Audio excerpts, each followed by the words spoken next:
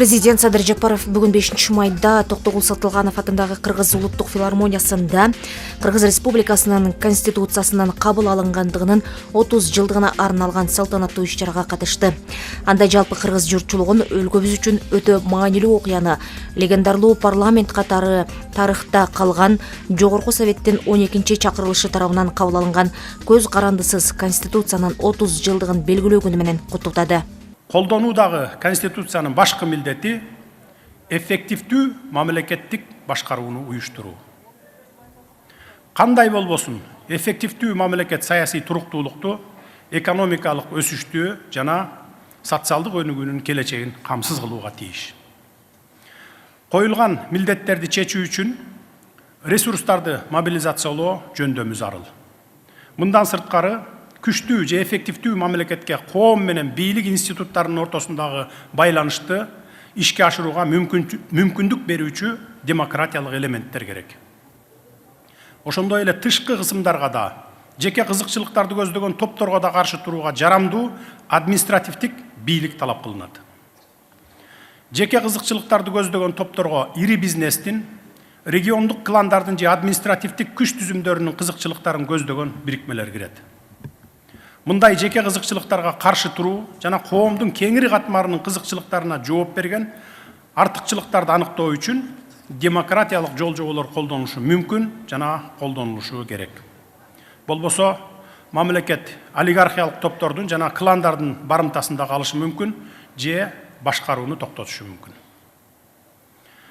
Урматтуу кыргызстандыктар, биз Конституциянын ченемдери менен принциптеринин сакталышын жана жүзөгө ашырылышын камсыз кылуу үчүн тынымсыз иштешибиз керек. Азыркы учурда Конституция элдин биримдигинин, өлкөбүздүн көз карандысыздыгынын жана мамлекеттик бүтүндүгүнүн азыркы Кыргызстандын демократиялык, саясий, укуктук, экономикалык жана идеологиялык негиздеринин калыптанышынын негизи болуп саналат. Конституциянын өнүгүүгө өбөлгө болчу потенциалы жогору. Бүгүнкү күндө өлкөбүздүн алдында турган негизги милдеттер демократиялык жалпыга таанымал принциптерди ыраттуу түрдө бекемдөө, адамдын жана жарандын укуктары менен эркиндигинин кепилдигин чыңдоо. Кыргыз Республикасынын ар бир жараны өлкөнүн Конституциясынын дем күчүн терең түшүнүп, маанисин жакшы билүүгө тийиш. Биз Конституцияны урматтап, ченемдерин сактап, анын маңызын аңдап билгенде гана өз өлкөбүздү, ата мекенибизди, Кыргызстан элинин баалуулуктарын аздектеп сыйлайбыз. Ошондо гана мамлекеттин өнүгүүсүнө, коомдун биримдигине, тынчтыкка жана бейпилдикке жетише алабыз. Биздин башкы милдетибиз бардык мамлекеттик органдар, кызмат адамдары, жарандар тарабынан конституциялык ченемдердин жана принциптердин кынтыксыз сакталышын камсыз кылуу. Конституция түздөн түз колдонулуучу жана таасир этүүчү башкы документ болууга тийиш.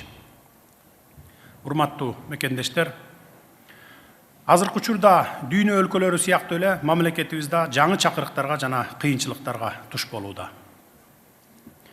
Биз дүйнөлүк экономикалык кырдаалдан, жумуш орундарынын жетиштигинен, эмгек миграциясынан, ошондой эле саламаттыкты сактоодогу көйгөйлөрдөн улам келип чыккан экономикалык кыйынчылыктарга кирептер болдук.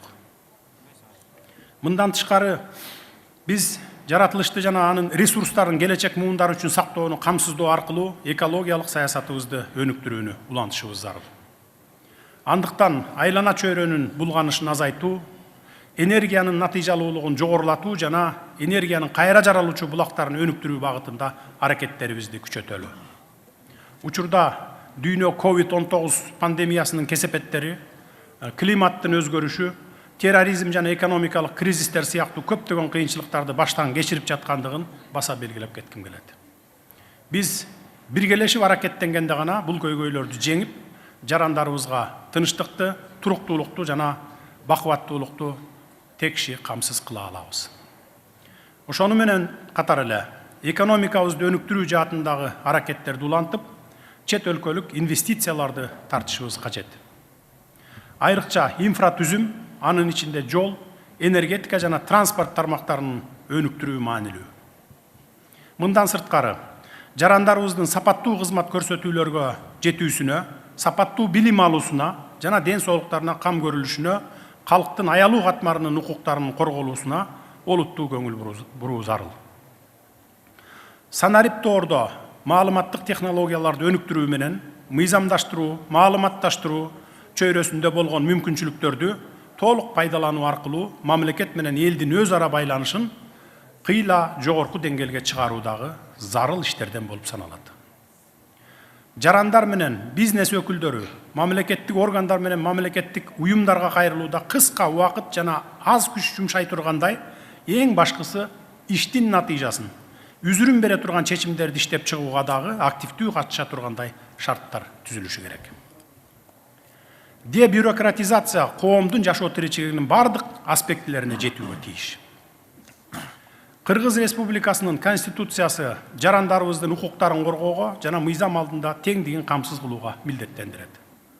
Биз бардык жарандарыбыздын, анын ичинде аялдардын, балдардын жана мүмкүнчүлүктөрү чектелүү адамдардын жарандык эркиндиктерин жана укуктарын камсыз кылуу үчүн күч аракетибизди жумшообуз керек.